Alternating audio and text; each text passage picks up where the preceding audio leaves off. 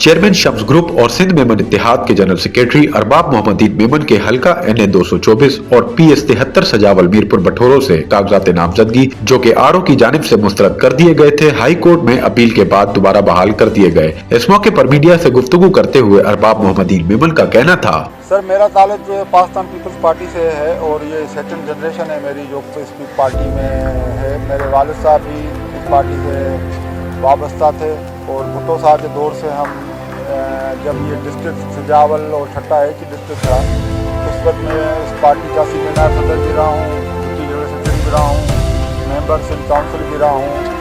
2002 में हमने election conference की थी जब PS 86 था सजावल बठोरो और उस वक्त मुशर्रफ का दौर था, बहुत आमरीत का दौर था। उस दौर में भी हमने टफ मुकाबला किया था उस दौर में।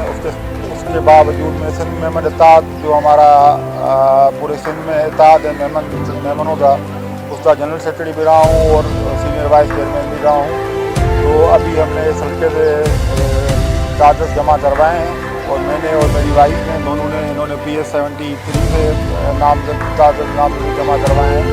इंशाल्लाह ताला आप जो भी फैसला होगा मिलके दोस्तों के साथ करेंगे और इंशाल्लाह भरपूर इलेक्शन में। नहीं अभी तो ये डिसीजन नहीं है, पार्टी ने हुक्म किया था कि सारे लोग नॉमिनेशन जमा कराएं, हमने भी नॉमिनेशन जमा करवाए। अब जो पार्टी फैसला करेगी उस पर हम कायम दायम रहेंगे।